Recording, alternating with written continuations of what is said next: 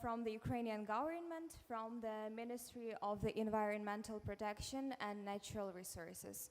Ms. Hrynchuk, the floor is yours. Thank you. Thank you, Ksenia. Thank you, Olena. Thank you, colleagues. Dear colleagues, friends, and great supporter of Ukraine, thank you very much for joining us for this important event. Okay. And I want to using this opportunity for welcome you to Ukrainian pavilion, and I hope very soon we will be able to meet in peaceful and green Ukraine, Kiev. And we all know that climate change is a global challenge that requires strong devotion and collaboration between all countries and people. And the UNFCCC process and Paris Agreement serve as a great platform for international cooperation to fight climate change. More than 8 months of war due to Russia's full-scale invasion of Ukraine caused significant damages, in particular of infrastructure and environment. Apart from local destruction, this war is also impacting the world climate through the extra emissions of carbon dioxide and other greenhouse gases. In my today's presentation, I would like to inform you about some quantitative investigations and estimates of these damages made by Ministry of Environment Protection and Natural Resources of Ukraine. This war is not simply the war. Civil and critical infrastructure are the main target of the Russian hostilities in Ukraine during last months. This is state terrorism against Ukraine and Ukrainians. This is ecocide. Next slide, yes. In the context of environment damages, this war led to pollution of air, water, lands, fires, deforestation, destruction of ecosystems, pollutions. 35% of Ukrainians' GDP, 75% of industry economic destruction. Entered on conducting military operations of the National Protection Natural Area, destroy habitats, kill wildlife, generate pollution and remake ecosystems entirely, with consequences that ripple through the decades. Next slide. The long-term environmental impacts of war: economic, energy, food insecurity, social adaptation instability, institutional response, governments and management. Next slide. Since 7 months of the large scale of Russian invasion of Ukraine, more than 2,000 cases of environmental damage recorded. 2.9 million hectares of the Emerald Network sites under threat of destruction. 20% of protected areas in Ukraine are under threat. 36 billion euro estimated losses, including 11.4 billion from damage to soil and 24.6 billion from damage for air pollution. The terrorist state continues blackmailing by launching missile attacks at the Ukrainian nuclear power plants. The Zaporizhia NPP under Russian occupation and regular shelling since March 24, 2022. High risk of nuclear accident. The South Ukrainian NPP attacked by Russians on 19 September, missiles exploded 300 meters from operating nuclear power units. Pollution caused directly by hostilities. From 24 February, about 225,000 explosive devices and 2,130 aircraft bombs were neutralized in Ukraine. Russian troops regularly use phosphorus shells banned by the international law. From 24 February, about 440,000 hectares of forest occupied or in the hostilities zone. Under occupation, 63 forests and 15 forestry enterprises. 2.35 million hectares of forest and 27 forestry enterprises has been liberated from occupation and need to be restored. Under threat of destruction, 160 Emerald Network sites, 16 Ramsar sites, 20% of protected areas of Ukraine are affected by the war.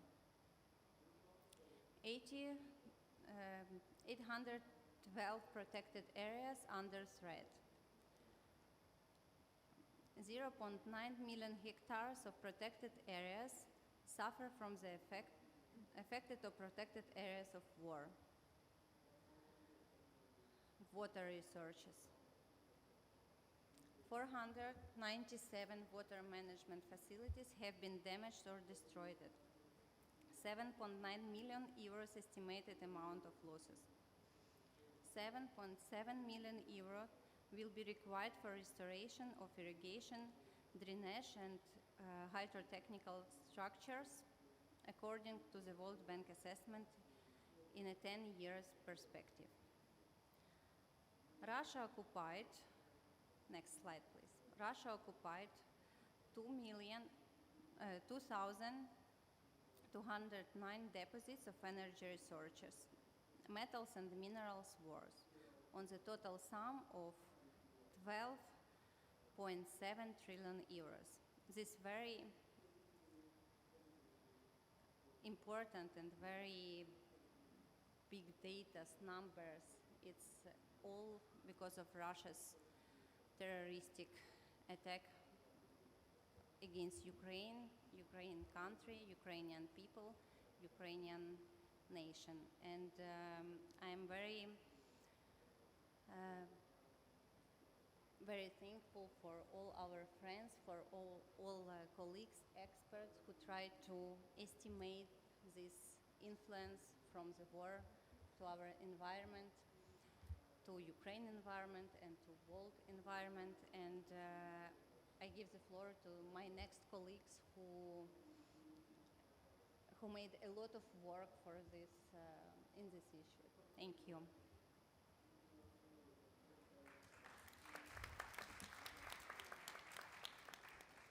Thank you very much, Ms. Rinchuk, for your presentation, and we come forward. So this doesn't work. Не працює.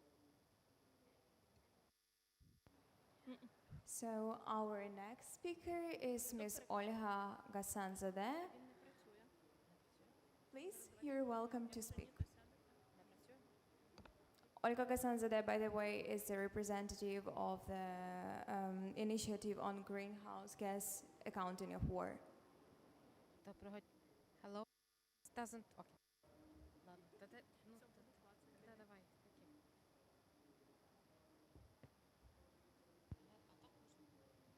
Окей. А так? Hello. Okay. Давай так. Hello. Apologies for some technical hiccups. My name is Olga Gasanzadeh, and I represent an international initiative on greenhouse gas accounting of war. We are a team of internationally renowned experts and Ukrainians and a number of institutions, international and Ukrainian, led by Leonard de Klerk of the Netherlands. He's one of the leading experts in greenhouse gas accounting for various type of actions, and we have to give huge credit to him for making this work possible. So unfortunately he was not able to join us because of the technical difficulties, so I'm presenting on his behalf, but I'd like to say huge thanks to you, Leonard, because I know you're watching. Why we did this assessment, you've already seen Ukrainian Ministry of Environment is keeping a very detailed accounting of the environmental damages that are caused by Russia's war in Ukraine. But little has been made known about the greenhouse gas impact of the war. And we tried to estimate greenhouse gas emissions in 4 key areas related to this war. In the 7 months, we took a limited time span to publish the report, but we will be updating it regularly and publishing a final report when the war ends and Ukraine finally wins. So these numbers that I will be presenting are covering 7 months of the war. We assessed 4 sectors: refugees, internally displaced people, warfare, the actual war, military actions in Ukraine, as well as impact of military activities in Russia itself, fires that are caused by military action, and also damage to civilian infrastructure in the context of the need to rebuild it. And I will explain our approach and methodology as. Hello? Okay, good. First of all, starting with refugees, close to 8 million people have left Ukraine after the start of the war, since the start of the war. Of them, we know that 4 are registered as refugees. Some have traveled back and forth. And there's about 6 million internally displaced people in Ukraine. We have collected information on the patterns of their movements, the information that is being tracked internationally and domestically in Ukraine as well. And we have estimated as a result that just as the result of the movement of refugees, around 1.4 million tons of CO2 equivalent have been emitted in the 7 months of the war. We have also made a detailed analysis to the extent we possibly can of the greenhouse gas impact of the war action itself, of the military actions. This included the assessment of the impact of troop movements, the fuel consumption, military aircraft, and also, unusually, as there is no IPCC methodology for this, impact of explosives, use of explosive and use of munitions in Ukraine. In total, we have estimated that in 7 months since the start of the war, around 8 million tons CO2 equivalent have been emitted. We have also tracked fires. Fires that have been caused by the use of munitions and bombs in Ukraine. There have been 6,000 fires in Ukraine in the 7 months of the war. Okay. We have carried out detailed satellite comparisons, with a very detailed methodology of how to compare the fires that have happened in a similar period last year and happened this year. This was done by our great colleague Anatoly Shmurak, and I also want to give him credit. If anybody is interested in more detailed information, there's a lot of it, please contact us and we will provide more details about his methodology.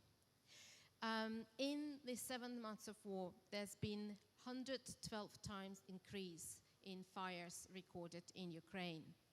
And the area covered by fires increased by 38 times compared to last year.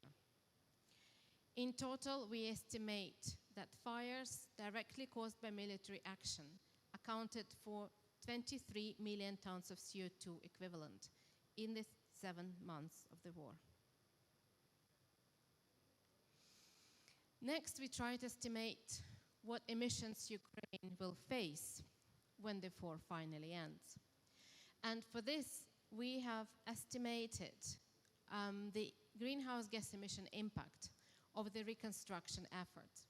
We obviously didn't have much to go with, but thanks to the government's efforts in keeping track of all the destructions caused by Russia's war, we know how much has been destroyed in the infrastructure. And we have assessed how much would it cost in terms of emissions to rebuild what Russia has destroyed. More than 65,000 private houses have been destroyed. 54,000 private houses have been damaged. And 15,000 apartment buildings have been either destroyed or damaged. These are obviously enormous infrastructural damages that will require years to rebuild and require material consumption that will inevitably lead to increased greenhouse gas emissions. We have done a very detailed analysis of the type of infrastructure that has been destroyed and what is the contribution of emissions in the future towards their rebuilding. In total, we think that the rebuilding effort will cause about 48 million tons of CO2 equivalent. And this is only the infrastructure that has been destroyed, has been recorded as destroyed in the 7 months that we took as the sample for this analysis. The war still continues. As you know, our energy infrastructure is being destroyed. The houses are still being destroyed. Cities are being bombed. And the infrastructure continues to be destroyed. Hence, obviously, these are very, very preliminary numbers.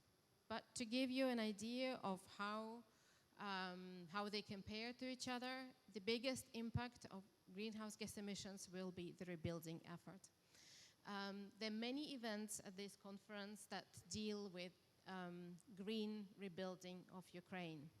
And obviously, a lot of them talk about rebuilding the energy sector of Ukraine. It's almost completely destroyed. And obviously, Ukraine needed reforming of its energy infrastructure. And we hope that Ukraine's energy will be green in the future. But at the same time, this green rebuilding will be necessary to avoid these emissions in the infrastructure rebuilding itself. And we call on the international community to contribute to innovative solutions to help us avoid these emissions. Finally, we are calling for an international accounting framework that can attribute these emissions correctly. The war-related emissions in Ukraine and elsewhere in the world were not caused by the countries that have suffered it. They were caused by the aggressor. There's need for accounting of emissions that have been directly and indirectly caused by the military actions. Emissions that will be caused by remediation of war, they also need to be attributed to the aggressor. Finally, we want to emphasize that sovereignty of occupied territories need to be reconfirmed, including in greenhouse gas accounting. For 8 years, Ukraine has fought here in the UNFCCC context to continue accounting for greenhouse gas emissions of illegally annexed Crimea. We have had a difficult journey on that. As you might know, Russia intends to or continues to report Crimea's emissions as our own. Crimea is Ukrainian territory. Crimean emissions are Ukraine's emission. And this is something that we think is very important to emphasize and something that we share with the issue that we share with some of our neighbors.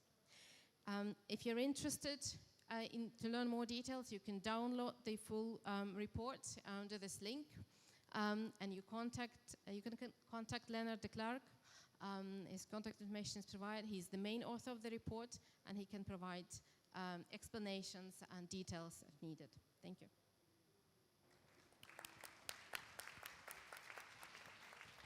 Thank you very much, Ms. Kasanzadeh, for your detailed and relevant presentation. Our next speaker is Ms. Nina Thavila. the Ministry of Environmental Protection and Agriculture of Georgia. Ms. Nino, you're welcome.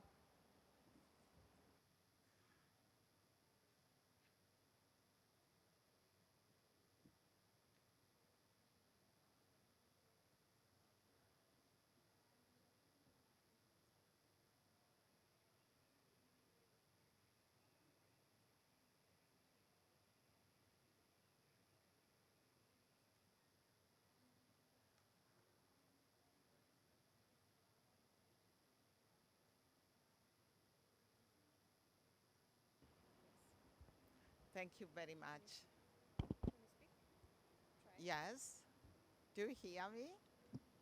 Okay. No? Okay. Thank you very much for giving me floor, and thank you so much for initiating and hosting this very important and very interesting side event. And I'm very happy and honored to speak on behalf of my government here today. And before I start my presentation, once again, I would like to state that Georgia strongly condemns Russia's unprovoked, unjustified, and premeditated war against Ukraine. Like this. Thank you. Thank you. Now, let's start our presentation, and it's a very important topic, of course, how armed conflict impact the environment. But before environment, armed conflicts can only be destructive in everywhere, anywhere, in each century, each period of life. But today, in 21st century, it's ridiculous to still talk on this question. And of course, lost human lives, destroyed infrastructure, and mass migration, which was already indicated during previous presentation, are the most visible part of any armed conflict, along with a huge environmental damage triggered by the aggressive actions. But how armed conflict impact environment? On this list, we can stress, of course, pollution of air, water, and land, devastated ecosystems, degraded nature, and so on. So we have to deal with these issues as well, and it's very timely. Then together we have opportunities to speak on these issues. And as human losses and devastating impact on people's health, livelihoods, and security during these armed conflicts are on the first place, of course. But environmental still, we have to deal with these important challenges, of course. Let me continue now about environmental dimension and focus on military-related emissions. And it is clear that in this challenging time, impossible, even almost impossible, to gain data on emission during military conflicts. The recent armed conflict, namely Russia's unprovoked invasion to Ukraine, showed us how much environmental challenges are aggravated and how complicated it is to collect data and assess environmental damage, both in conflict areas as well as in occupied areas, of course. Now, let me continue that it should be noted that Georgia is well aware of this kind of challenges. And our country is faced to deal with it for decades. There is a fact that pattern of Russia's actions and its scenarios against its neighbors are unchangeable and always are the same.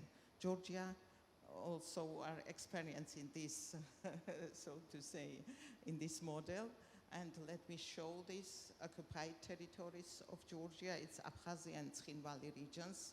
It is, these territories cover almost 20% of Georgia's territory. And of course, this is the issue that emissions, of course, we cannot get accurate information from those occupied territories, and that's why our greenhouse gas emission inventories are not completed at all. Now, as time passes, our data from occupied territories lost accuracy, as I already mentioned. And with limited possibilities to renew the inventory and vulnerability data, we could not estimate exactly the recent development and challenges of our people from occupied territories, which they are facing in reality. And I have shown here that Georgia cannot access and monitor any environmental data from these named regions, and also limited access we have to the data on greenhouse gas emissions, and those regions are omitted from national inventories. But now let me continue on challenges still that we have. It is obvious that increased frequency, we have increased frequency and strength of storms at the Black Sea, and we could not make any adaptation planning in Abkhazia. And also, we cannot, when we count the heat waves in Shida-Kartli region, we are prevented to support Trin Valley region of Georgia with adaptive capacity, increase in agriculture activities or healthcare activities on the second Trin Valley region. And also, if we continue to discuss the challenges, we have to point out our, that in 2008, our forest sector mitigation and adaptation potential were decreased. Russians burned 950 hectares of our unique forest areas, and it means that 5% of carbon sink potential vanished. So you know how many decades it is needed for burnt forest to come still gives the same services as it was before. And now, more important, we have to note also that we have not pointed our strategic documents, analyses, and plans and strategic programs which we are developing together with other countries, of course. At the national level, we have developed, like colleagues from Ukraine, NDC document and strategies and work plans and national environmental action programs, and all those documents, they lack information on those occupied regions, of course. And let me now to speak about our future. And once again, I would like to stress that importance of Ukrainians' initiatives of dealing with military and conflict-related emissions. But now we have to somehow engage active involvement of international society, because we need more knowledge how to calculate those emissions and how to gather better data from conflict zones and occupied territories. And what we are in need now, development of approaches, methodologies, procedures and mechanisms to deal with calculation of emissions. And for future, let me emphasize that for effective planning and implementation, this dimension of climate change related challenges, those questions should be answered. So what to say else, as I know we have to brief today, all of us, but if we continue working to this direction, we will be very happy. And of course, we are joining this initiative of Ukrainian colleagues, and we will be happy to work together with you and other international organizations as well. Thank you so much.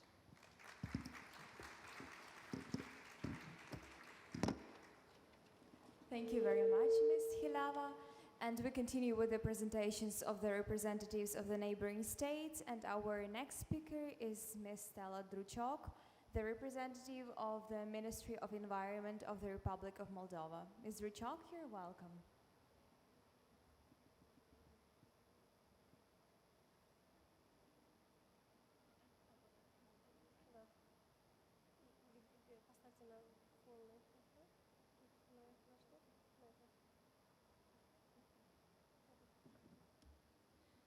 Honored public, distinguished delegates of Ukraine, thank you for inviting Republic of Moldova to share at the Ukrainian site event dealing with military and conflict-related emissions under the UNFCCC. I would like to share our experience, how we are dealing with green gases emissions inventory for entire country, inclusively in the separate territory. Republic of Moldova is a small country of southeast of Europe, and our good neighbors are Romania and Ukraine. And the war affected Moldova as well, and we try to do our best with humanitarian help, because refugees from Ukraine are our relatives and sisters and brothers. But my communication is about the greenhouses in inventory for entire country of Moldova. According to the law on the administrative territorial organization of the Republic of Moldova, the administrative territorial units of the left bank of Dniester River, named Transnistrian region, has a special form and conditions and less control by the central authorities. Upon the breakup of the former Soviet Union in 1991, this territory promoted a separatist policy towards the central public administration of Moldova. But in national context, all policy are developed for entire territory. Republic of Moldova is country part of UNFCCC from 1995. We also are country part to the Kyoto Protocol, and in 2017 we ratified the Paris Agreement. Under these international treaties, we do our report as mentioned. First, national communication was developed and submitted in 2000. Second, national communication was developed and submitted to the Secretariat in 2010. The third national communication was developed and submitted in 2014. And so on.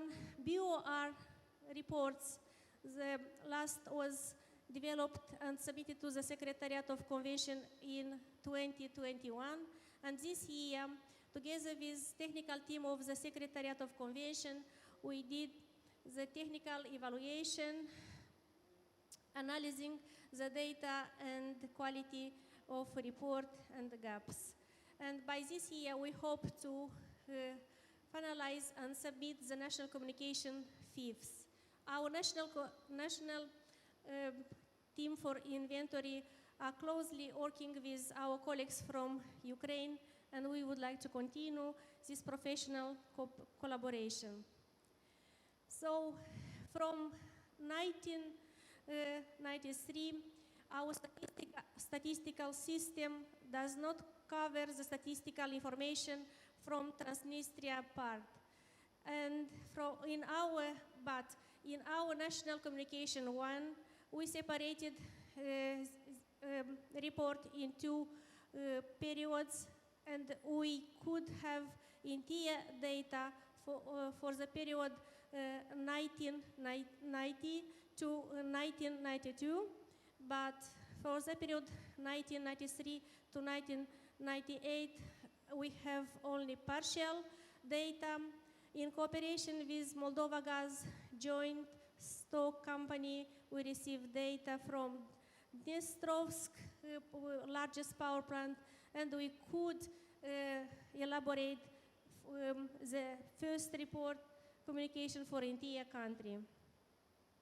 The second national communication, our experts have worked in the National Bureau of Statistics library, obtaining statistical yearbooks from Transnistria territory, and also we could obtain partially information.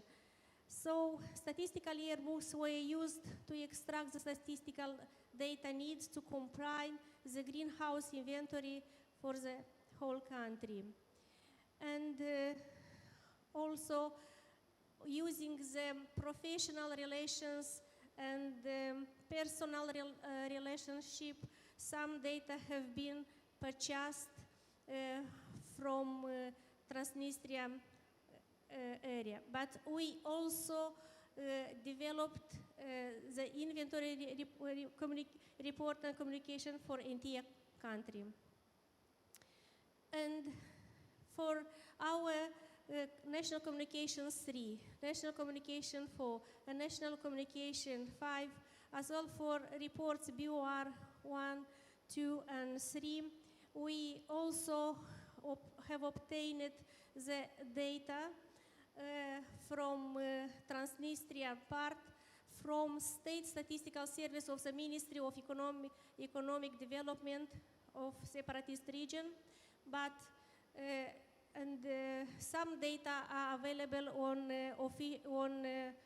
official websites and publicly could be used for large public. In these slides, next slides, I would like just to mention how many sources for sectors we have. For example, for energy sectors, we have about 5 sources from Transnistria region. For industrial processes and product use, we have about 3 main sources. In agriculture sector, we have about 6 main sources for data for inventory. And for forest sector, we have 1 source. And for waste sector, we use data from 2 main sources. So, but there are some lack of information regarding fuel consumption in transport sector, and in this case, our colleagues use information, the estimation is done via extrapolation method. So, also in last year, the access is a little bit with barriers, but and we meet much more barriers to obtain official data. But IPCC guide from 2006 provides enough tools to overcome the barriers, and our national inventory team, by mutual agreement, identifies the optimal approach to overcome these barriers. So, regarding the planning of policy at the national level, we also are convinced to develop policy for the entire country. So, low emission development program developed until 2030. It was developed in 2016, and now we are in updating process. It covers entire country, inclusively commitments for emission reduction and sustainable development measures.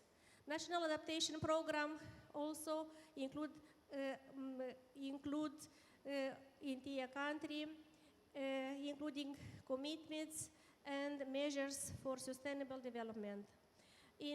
From this year, we start to develop National Energy and Climate Plan until 2030, and we have different opinion, but the central authorities consider that the policy needs to be developed also for entire country.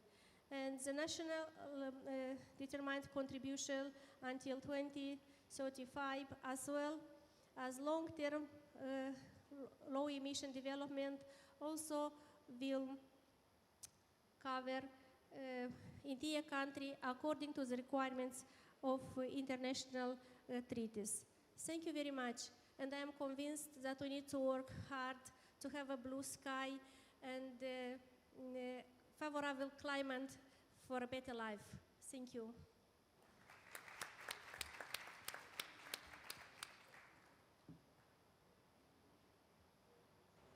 Thank you very much, Mr. Chok. We welcome our next speaker, Mr. Axel Michailova from Perspective Climate Research and University of Zurich. You're welcome.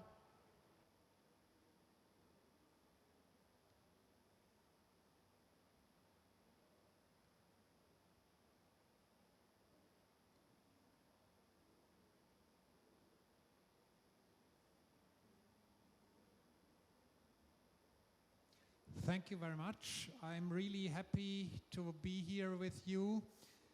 Actually, the topic is very dear to my heart. I had published an article on this topic in the year 2001 in the journal Climatic Change, together with my co-author Tobias Koch, who's in the room with us today. And I was surprised about the silence that continued. Because already in those times, as we've heard from Georgia, from Moldova, there were occupied territories, but nobody cared. And only now, after the Ukraine war erupted, people are caring, and we have 150 people in the room. So of course I'm quite, I'm not happy about the situation, but I'm happy that the topic now gets the attention that it deserves. So we published a few months ago the story on military and conflict-related emissions, Kyoto to Glasgow and beyond. We were thankful for the organization Tipping Point North-South to underwrite the study, and in that study we've tried to look at those questions that Olha and her team have now analyzed in depth for Ukraine on a general manner. So the background, of course, is how can we know what is the level of military emissions? How could those emissions accounted internationally? And who actually should take responsibility? Because so far, everybody has shirked responsibility. This is a field of significant emissions, and nobody has really dealt with this properly. So we can clearly say, as an outcome of our study, that military emissions, both in peacetime and war, are a relevant international emission source. They are material. They have levels that are comparable with emissions of entire countries. Under the UNFCCC, so far, there is no procedure for proper reporting of those emissions, neither for the direct emissions nor the indirect emissions. There is no robust global estimate of military emissions. We have a few shattered researchers in the world. There's, for example, Professor Anita Crawford. There is a smaller group of people in the UK. But all those people have to rely on rough estimates. They have to close gaps. There is some better information about direct emissions from military operations from the US, from Germany and the UK, where you can estimate that it's about 1 to 2 percentage points of national emissions. But there is very limited research on the indirect emissions. And of course, Olha has nightly shown the different categories of indirect emissions for the case of Ukraine. And what we did, we looked into the international literature that exists, again, very scattered literature. So what we found is to burn a city, for example, the city of Hamburg, which burned in 1943, that has been studied. So the emissions of such an event reach about 10 million tons of CO2. We have two very large war-related emission events in the recent history. One is 1990, the Kuwait invasion by Iraq. The oil fires that followed generated about 300 to 400 million tons. And of course, we also had the war in Vietnam in the 1960s, where the US deliberately destroyed forests, and these forest destructions are in the same order of magnitude as the Kuwaiti emissions. So here on this graph you just see the order of magnitude, and you also see the comparison with an army in peacetime of a larger country that would be also in the order of magnitude of 5 to 10 million. And you see as a comparison the emissions of Switzerland, which are about 50 million tons. So a large scale military conflict can generate emissions that are visible on a global scale. Now we also looked at the indirect emissions. And the indirect emissions, especially now in the context of the Ukraine war, they are really significant. We have a massive shift back to fossil fuels. We see coal power plants being reopened around the world, especially in Europe. And also we have one very significant indirect effect is that we lose public money for mitigation, because this public money now needs to feed military expenditure. And this effect, of course, is currently really problematic. In the medium terms, there is a mixed outcome. You could, of course, get an acceleration of distributed renewables that are more resilient. Actually, in Ukraine, that is currently happening because the central power infrastructure is increasingly destroyed. And, of course, many people have said, yes, these conflicts will, of course, lead to a long-term shift towards renewables. But I would doubt that, because if international collaboration for large-scale renewables is getting less because the international geopolitical situation is getting more problematic, then, for example, you will not have these long-distance treaties for the trade of green hydrogen or so on. I, of course, mentioned that the original cause of our article in 2001 was the accounting problem. So far, there is a confidentiality clause that allows to exclude military emissions. Moreover, we have the international bunker fuel rule. Those are not covered under the Kyoto Protocol. They are also mostly not covered by NDCs under the Paris Agreement. And of course, a lot of military emissions is related to transboundary transportation. So the bunkers are very important. We would suggest that the reporting of military and conflict-related emissions should get acknowledged in the global stocktake, because if the global stocktake just ignores an emission sources that can reach several % of global emissions in years with major conflicts, we don't really have an inclusive global stocktake. Similarly, for the national inventory guidelines under the IPCC, this source needs to be covered. And it would be important now in the upcoming 7th assessment report of the IPCC to actually look at this more properly, because the current conflict definitely shows the scale of the problem. And, of course, in a world which is increasingly dominated by violence, that may be a wishful thinking.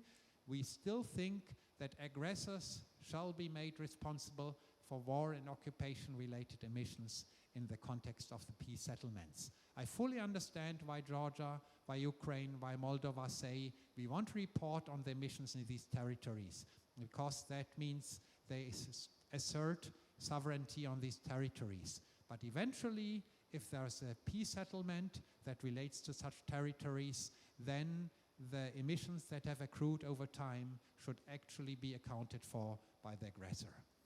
So I would like to thank you, and I'm looking forward to our interaction.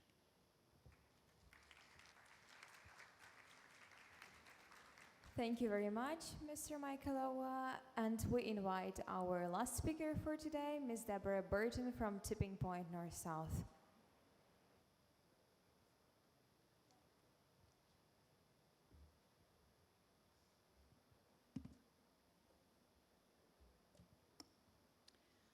I don't have a PowerPoint. I'm reading from old-fashioned pen and paper.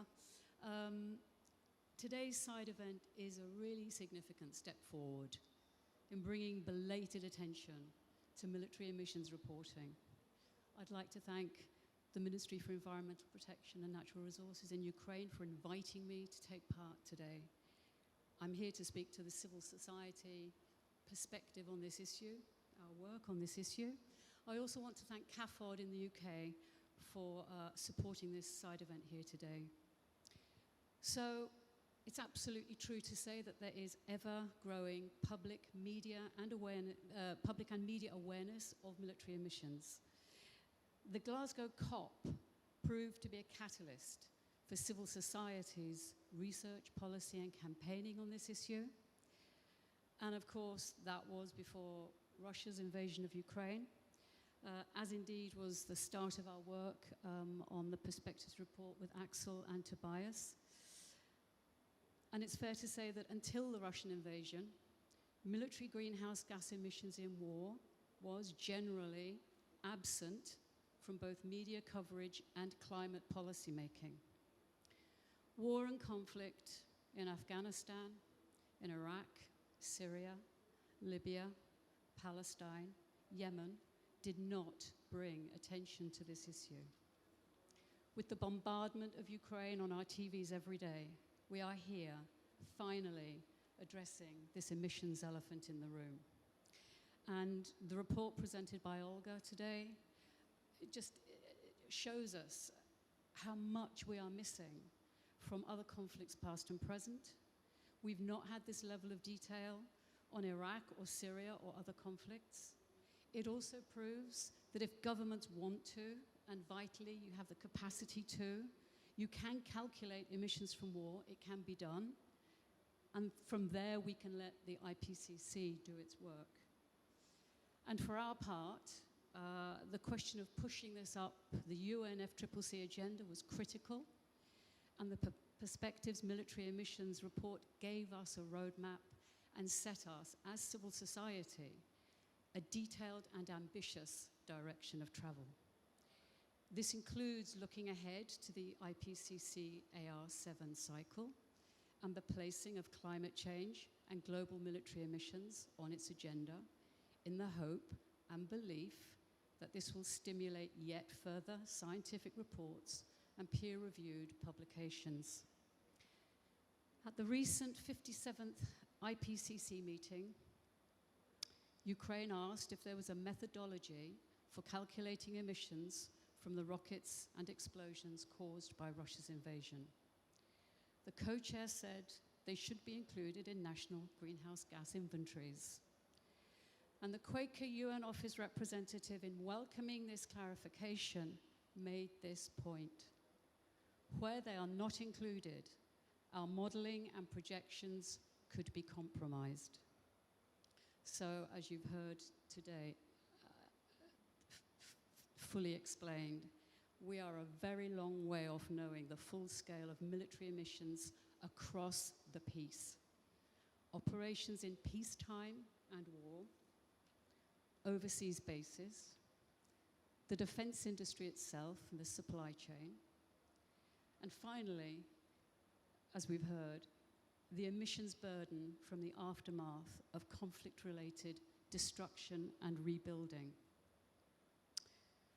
The disposal of rubble and rebuilding from infrastructure destruction is a long, carbon-intensive process.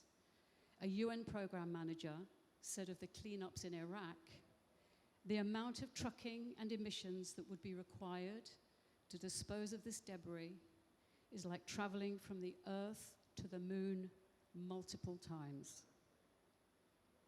What we do know, as we've heard, albeit drawn from patchy and partial data reporting, is that some scientists estimate that militaries and their supporting industries together might account for around 5% of global emissions. This is more than emissions from civilian aviation and shipping combined. The aim of the event today is to initiate dialogue on the possible ways to account for greenhouse gas emissions from military activities in peace and in war under the UNFCCC and the Paris Agreement. But many of the researchers and campaigners around the world who work on this issue, ourselves included, understand that this effort is inextricably linked to another, and that is military spending. Russia's invasion of Ukraine has supercharged already high levels of military spending. It's currently $2 trillion per annum. In the coming years, the European Union anticipates a military spending boost by member states of at least 200 billion euro. The US has just approved a record 840 billion military budget for 2023. And Russia has approved a 27% increase in military spending, and in 2023, it will be $83.5 billion. And all of this means even greater greenhouse gas emissions. Meantime, today, November the 9th, is Finance Day at COP27, and loss and damage is on the agenda. And the richest countries most responsible for the climate crisis spend far more on their militaries than on climate finance. Annex II countries spend at least 30 times as much on their militaries as they spend on providing climate finance. And that climate finance promise of an insufficient annual 100 billion is still yet to be met, let alone concrete commitments to loss and damage. Yet 1 year's military spending by the top 10 spending nations would provide 15 years of international climate finance at $100 billion a year. So to conclude, the vital work to urgently push military greenhouse gas emissions in peace and war further up the UNFCCC agenda is to start a hugely important dialogue. We have to cut emissions by 45% by 2030 and reach net zero by 2050. And at the end of the Perspectives report, the authors say, as the latest IPCC assessment report shows, all our attention should be directed towards achieving the 1.5 target.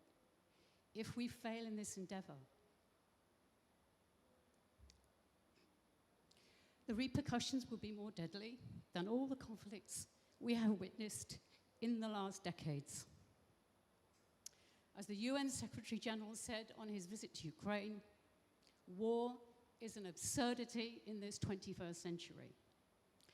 And we can go further. In the face of a possible 3-degree scenario, it is also insane. There can be no secure nation without a climate-secure planet. Thank you. Thank you very much, Ms. Burton.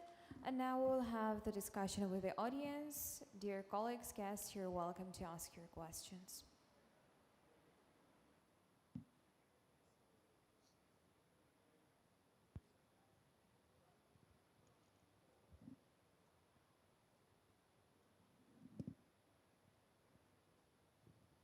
I'm Tobias Koch, I'm the co-author of the report. Well, we already have to write an update because so much happened which we could not even foreseen. So we always made these examples, country A, country B. Now we have a case, a pipeline of country A in war with country B, leading to country C, was blown up by country X in the territory of country D. So, we need regulations. Shall the Danish pay and the Swedish? So, this is a multi-million, billion issue. And it's not going better. And somebody has to put the bill on the table in order to have an additional deterrent of such atrocities to happen in future. Doesn't matter by whom. So we're not now talking about one single country. We're talking about anybody who is probably having this idea. They need to know this is going to be expensive and it's not going away.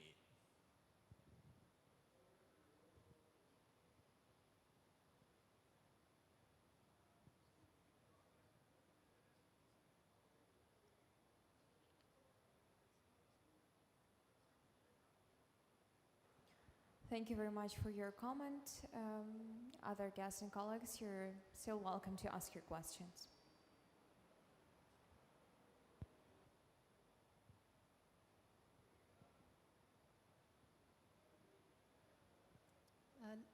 Lindsay Cook from the Quaker United Nations office. Thank you so much for this side event. It is really powerful.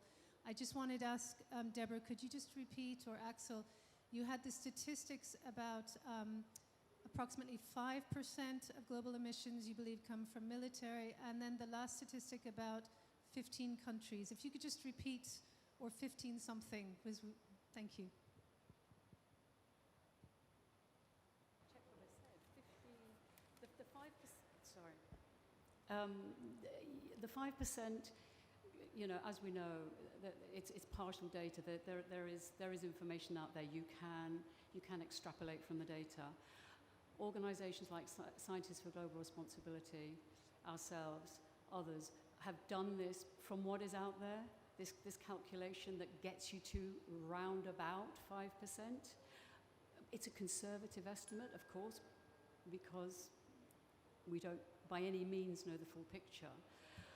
I think you're talking about the 50, I was talking about military spending. I think that was it. 1 year's military spending by the top 10 military spending nations would provide 15 years of international climate finance. Yeah.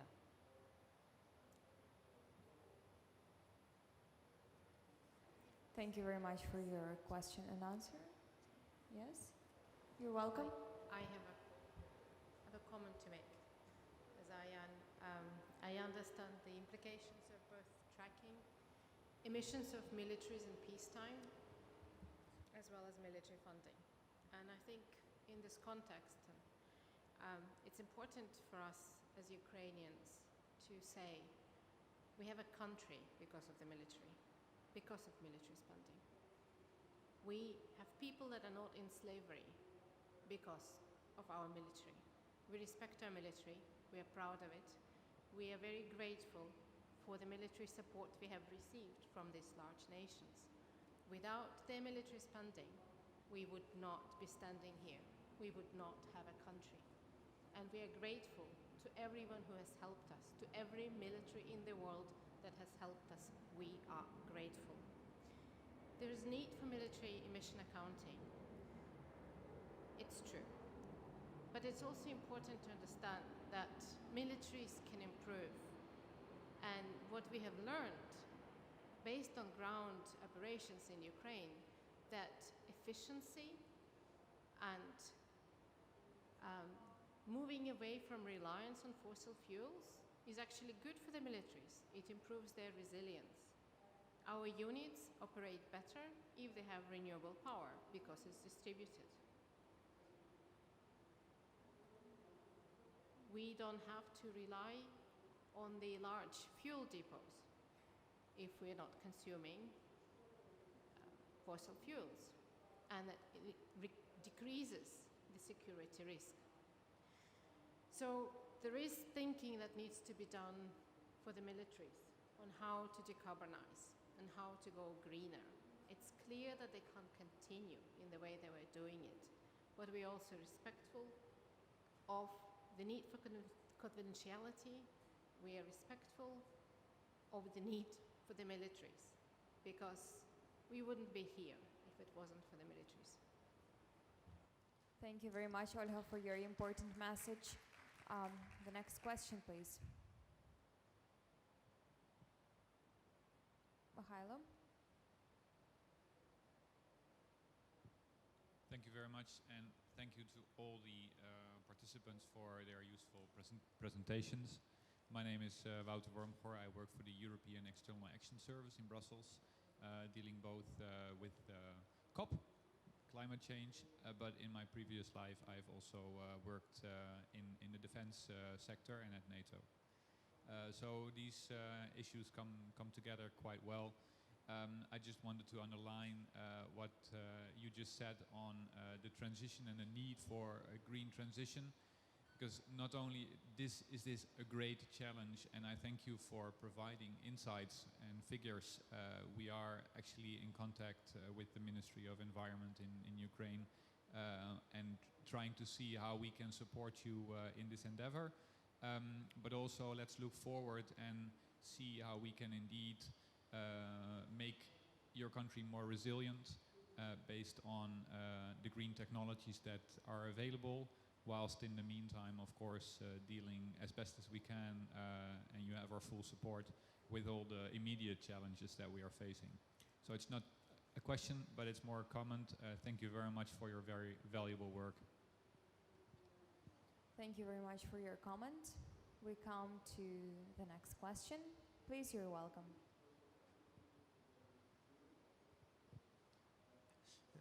Thank you very much for your presentation. I was just wondering something about the methodology for accounting the military emissions, because obviously the data will remain partial and incomplete. So what ways do you see to improve these methodologies for accounting and to find new solutions, especially like you want that for the next 7th report? How can it be improved with the same kind of data at the basis? Thank you for your question. Mr. Michaelova, you're welcome to answer the question. Yes, thank you very much. Of course, we are very much aware that there will always be data gaps, but we have seen in other sectors that data gaps can be closed and that we can have default factors. And of course, default factors should be conservative, like Tobias said earlier. The importance is that these emissions are not swept under the carpet, that there is a responsibility. So ideally, one would have a combination of, if there are real data available, the real data take precedence. But if there are no real data available, there will be proxies, and these proxies are done in a conservative manner. This has been done in international carbon markets under, for example, the Clean Development Mechanism, and I would not see any reason why it cannot be done here. Thank you for your answer, Axel. Are there any other questions? Olga, you're welcome to answer this question too. I can also add, because we have tried to do assessment of military actions as they were happening. What we have discovered is that obviously information is there. Emissions come from military action emissions, right? They come from a limited number of sources. First, it's consumption of fossil fuels by the logistical operation, by the movement of troops, and by military aircraft. All these movements are trackable. We know approximately the engine size of military vehicles. We know the engine size of military aircraft. Most of the time, the intelligence agencies are actually tracking this information. The issue is confidentiality. We, for example, had to estimate on the basis of amount of total sorties and where they're flying, what we could find, the public information about the transport emissions, even if they were coming from the US, for example, the arms that were supplied to Ukraine, we have tried to find that information as well. But it's information that militaries have. And we would like to request that once the war is over, this assessment is made on confidential basis, but it's made and the emissions are attributed. Obviously fires, you've seen this very detailed methodology. You can try to estimate, you can single out the fires that have been caused by military action, and the use of ammunitions as well. The militaries tend to know how much they've spent in terms of ammunition. So as everywhere in greenhouse gas assessment, use calculation factors, but I would say in terms of tracking data, it's not impossible. As long as, the militaries and the military intelligence service actually, they track each other, make a decision to make these calculations. Thank you very much, Olga. I see another question coming. Please, you're welcome. Thank you very much. My name is Kaha Divani from Georgia. representing Regional Environmental Center for Caucasus. At first, I'd like to thank you for organizing this event because it gives us opportunity to reach out the broader environment and people who were interested in this process. First of all, I would like to say at the beginning of the war, our thoughts were to our colleagues, esteemed colleagues, who were working in mitigation, adaptation, and reviewer experts from Ukraine. So hopefully we were in touch with them on a daily basis and they are safe, but we see the process that is really, really heartbreaking. I had a chance to hear last two presentations and having the direction to estimate the GHG emissions related to the war and give this responsibility to the aggressor. This is a really, really nice goal to achieve, and we would be happy to engage with our knowledge resources on this process. My question would be related to the consequences of the war. In Georgia, 1994, there was a war, and if you look at the GHG emission trend, it was devastating, dramatically dropped that period. And this was because of the collapse of the economy because of this. So if we look at the mitigation perspective, we see the emission reductions afterwards, and that within the territory where the conflict has happened. So it is important for us to bring this message very, very clearly to the broader society. What would be your approach regarding the estimations of the consequences of the war? Not the during the war emissions, but afterwards, what we will face even in Ukraine. Thank you very much. Thank you for your question.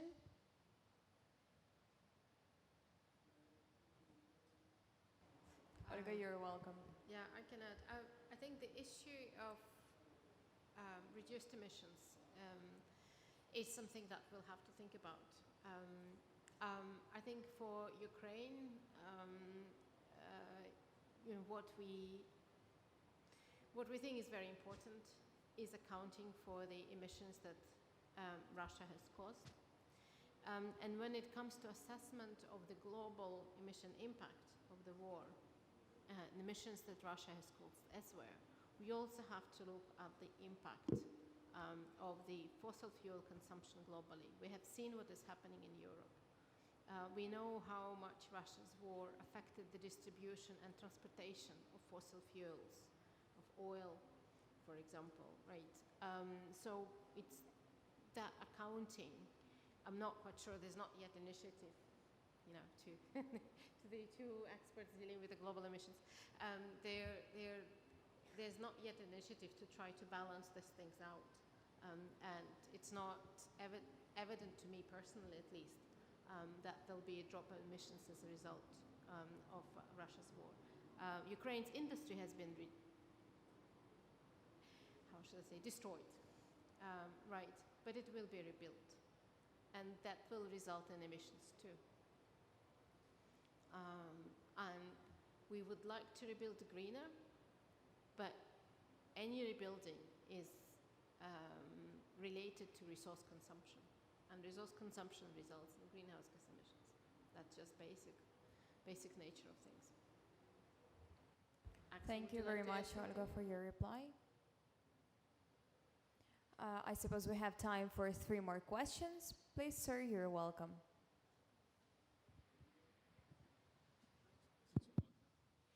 David Unger, just a quick comment and observation. I think first we have to recognize the heroism of the Ukrainian society and military and the crimes of Russia together galvanizing actions in the UN and in Europe. And But when we look at the military, we also have to recognize two other elements of the military. For example, the first sustainable aviation fuel flight was not done by a commercial airline, but by the US Air Force. If you look at, we had a very hotly contested debate on impacts of climate change, but one of the most reliable and objective publication came from the Department of Defense of the United States on its white paper, What's Happening with the Climate. And actually, I think in the reconstructions of the Ukraine, perhaps looking at positive discriminations for environmental attributes created by the reconstructions and looking at new baseline could be a very interesting incentive to help Ukraine or other regions which are suffering from such a distractions. And that could be an initiative of the private sector, I think, could be very, very useful and effective. I just think about, I visited during my early trading days about 96 Ukrainian forestry companies, so many of them were listed destroyed. Why do we have to ship biomass across an ocean to European power plants when perhaps we could do it from the Ukraine under FSC guidelines and so on? So there's a lot of opportunities to help Ukraine through these mitigating measures. Thank you very much. Thank you. The next question may be Mr. Chizhenko. To a lady, you're welcome.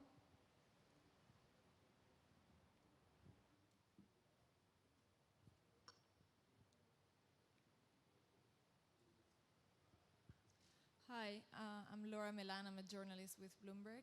I was wondering what's the next step for this initiative? Are you calling on the UNFCCC to include military and war emissions on the final communique for the COP, or what would be the next step for this initiative?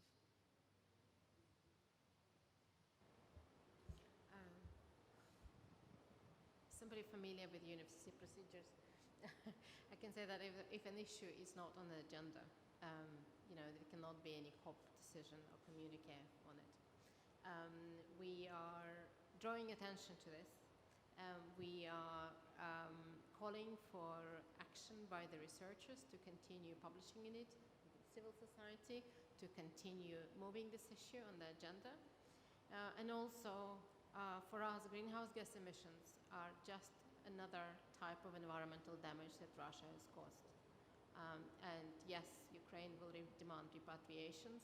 We are also suggesting that any other country that has suffered increased greenhouse gas emissions as a result of Russia's war in Ukraine demands for repatriations as well.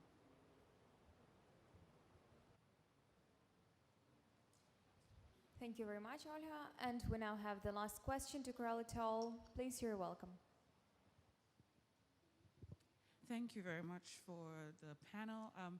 My question is kind of leaning towards the next steps, but more just bringing the conversation further than just greening the military, because with everything that we are counting emissions for, we're having that conversation of not just reducing emissions, but changing the way we operate. And so I like the fact that we spoke about not just what the military's operation is doing, but also the fires that are caused, and thinking about the rebuilding. So there's a conversation that we need to have that's further than just how much is the military emitting. But climate change is not a threat to our way of life, it's a consequence of that. And that way of life is also over-dependency on militarized forces, both the aggressor and also the victims of such. And like Axel had said, so many other communities have been having similar issues, and it's only just getting to the conversation.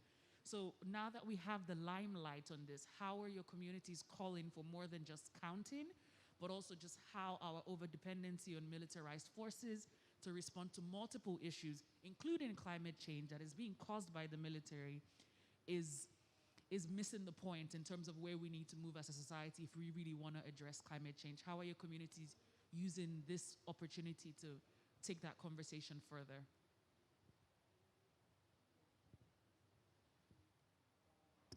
Please, Deborah. I mean, I think you've sort of hit the nail on the head, really. I mean, we know we have to, and we are struggling, but we're pushing for a complete transformation of our economies. I mean, the IPCC just recently, I think, talked about degrowth. I don't hear degrowth mentioned half as much as it should be. We absolutely need a parallel transformation of how we think about foreign and defense policy, how we do international relations, in the face of 3 degrees.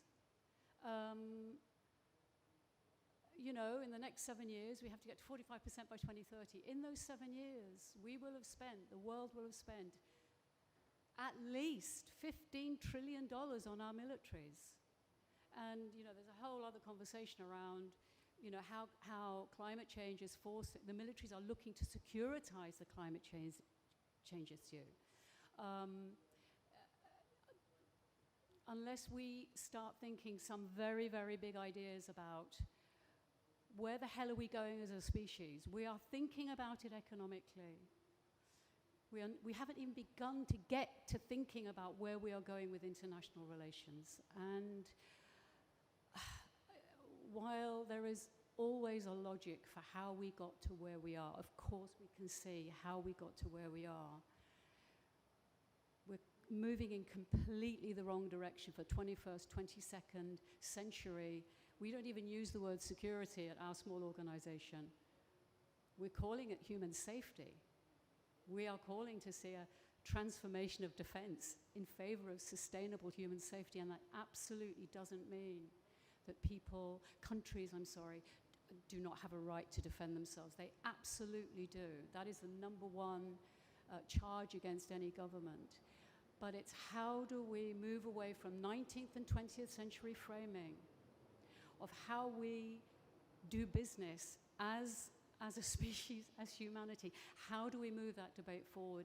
And I just have to say that everything that's going on here, you know, as a small, very small civil society organization, a year ago we were wanting to be on the COP27 somewhere. We didn't think that we would be here. And this terrible invasion of Ukraine has been the terrible event that has brought the oxygen of publicity to this issue.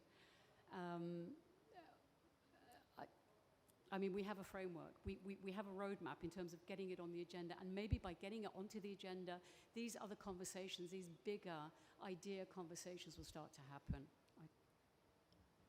Thank you very much, Deborah. Dear guests, colleagues, thank you very much for your attention. We really appreciate your participation.